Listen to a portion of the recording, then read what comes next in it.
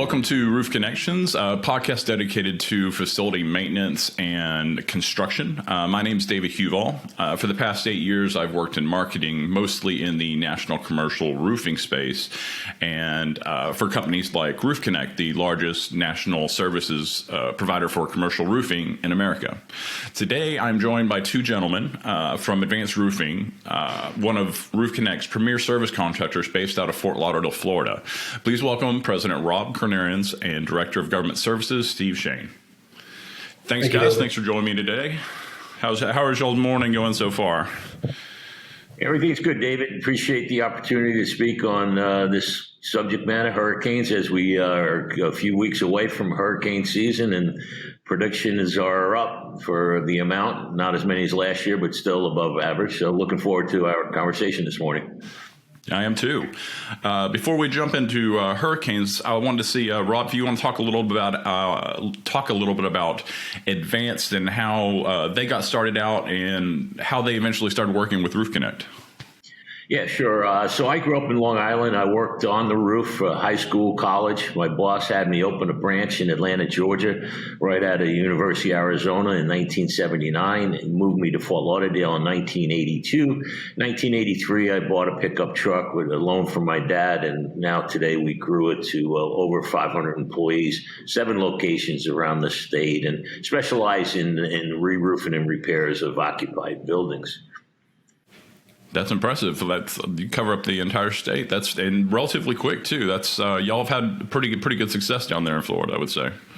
Yeah, I'm blessed to have twin boys, 37 in the business, and a really good team that's been developed around the culture. And we all know culture is everything. I was actually one of the founders of Roof Connect. My job today is more having the vision and doing the community business development stuff. So one of the visions early on with a group of contractors to make a national footprint of tier 1 commercial roofing contractors, 24/7 service. So I was a founding member and served on the board early on in the early years. And recently, I think I'm serving my 3rd term. I'm back on the board. So Roof Connect's an awesome organization, and really proud to be a founding member and still providing the great service that all our contractors within our Roof Connect network family provide. Yes, and I know I can't speak for everybody, but I know that Roof Connect is very appreciative of Advanced and what you've done working with Roof Connect over the years. It's been a great partnership, I feel like. Yes, absolutely. Steve, do you want to tell us a little bit about your background? How long have you been with Advanced? Sure. I've been with Advanced for going on 2 years. I've got over 30 years of independent roof consulting, design, project management, and have done some extremely large, logistically challenging roof asset management programs for some very large corporations with, a footprint that you guys are familiar with all over the United States. I've been in the commercial roofing industry. Like Rob, I started out boots on the roof, slinging hot, back in the early 80s, and have grown to the position I'm in today with a lot of great success, and really enjoy working for Rob and Advanced Roofing, which is a very family-oriented company. That's great.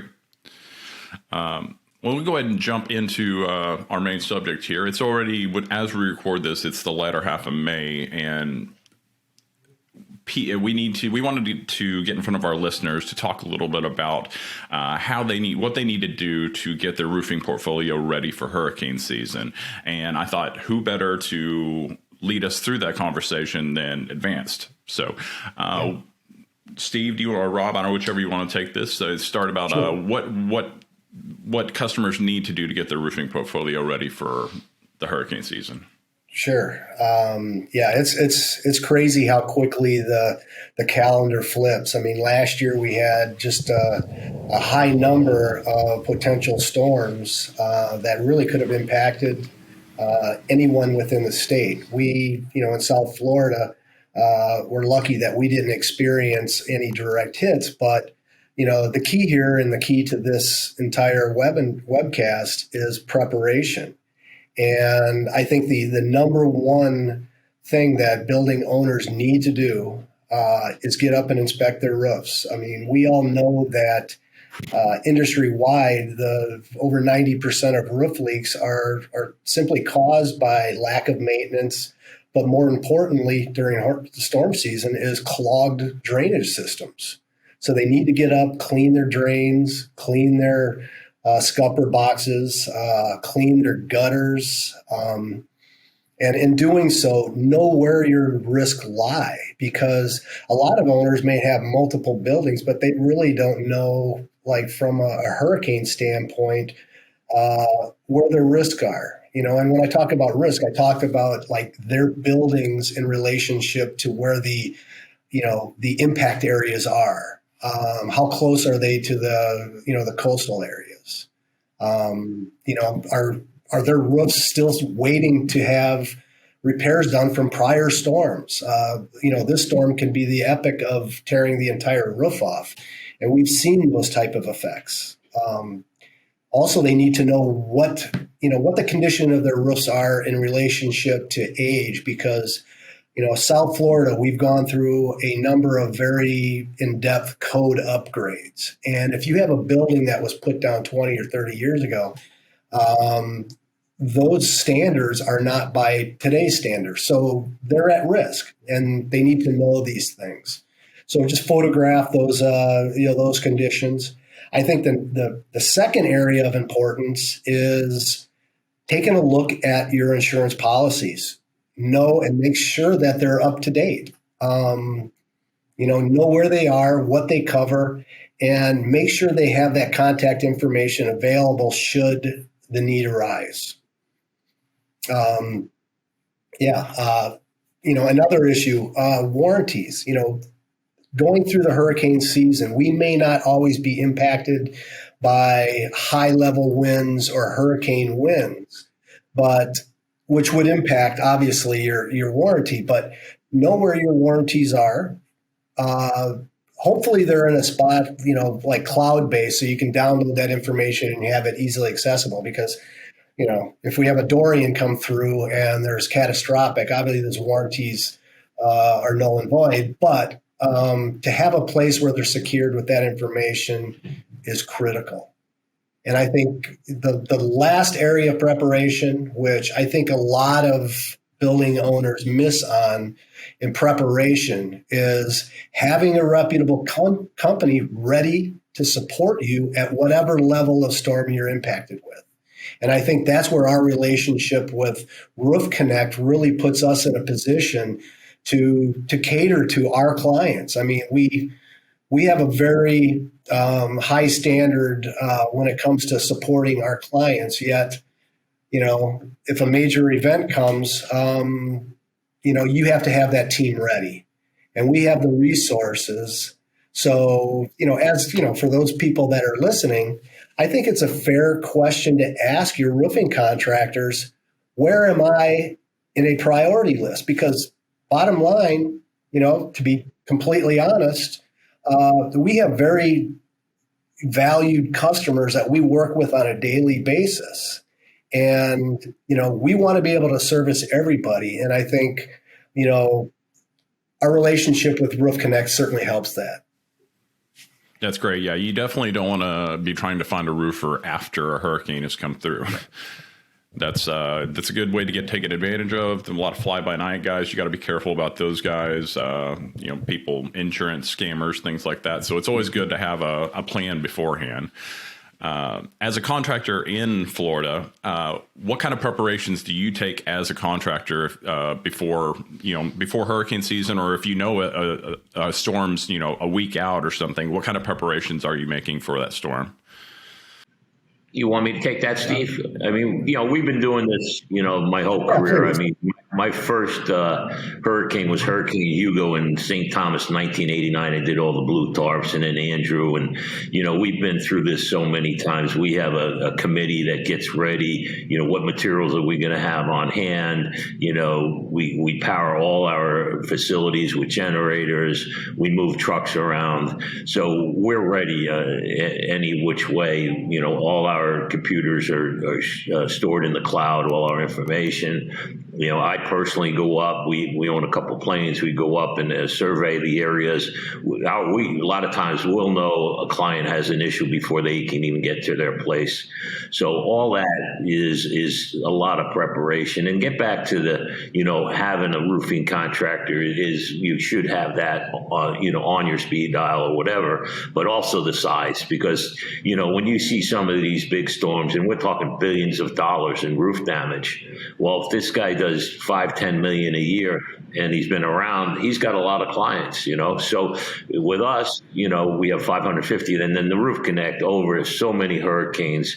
Their staff and their people are fantastic. I pick up the phone and say, I need 5 more trucks in Palm Beach, and they're sending another Roof Connect member along with the project management. So I'm just not getting a pickup truck and we got to figure out, we give them, here's the job, go handle it. And it runs seamlessly. So that relationship with Roof Connect and having over, 5,000 roofing personnel throughout network is just invaluable. Yeah, it's great. That's one valuable benefit of having a national contractor base like that, is that we can pull contractors from the surrounding states that are on standby, ready if they're needed to come in and support companies like you that are in the middle of it, because especially directly after the storm, you may have to pull some personnel to deal with things in your own facility so you can get up and get running and get out to help people, or you're waiting for roads to clear, things like that. There's lots of stuff. So it's always good to have that support system there. After a hurricane has made landfall and eventually moved out of the area, and y'all get a chance to go out and start performing work, what steps should facility managers take to start assessing the damage and get the repairs started? Preparation. When I came on board with Advanced Roofing, it was, I think, 3 weeks before Dorian was about to impact our shores. And as a company, we're sending out notices to our key clients, giving them, hints on what they need to be doing in preparation. But, to your point, once the storm is through, what do you need to do? And again, it's all about planning preparation. They need to have those qualified teams ready when the damage assessments come into play. So, and like I said before, know your buildings, know your priorities. From our standpoint as a company, we look at, and again, if there is a catastrophic event, our focus is going to be on the critical assets within the communities, the hospitals, the shelters, the police and fire. But again, those resources can be exhausted, and having Roof Connect ready to go in support of us is a huge benefit. I've seen it firsthand working with your command centers. When Dorian was about to hit, I saw it as it moved towards Jacksonville. The efforts that Roof Connect was playing in the background. They had teams ready in their Atlanta-based offices, ready to hit the ground with a number of people, boots, on these sites. But have an action plan in place. So once these assessments are made, what is the next step of getting materials and, actual workers there to follow up? And that's something that we do very well.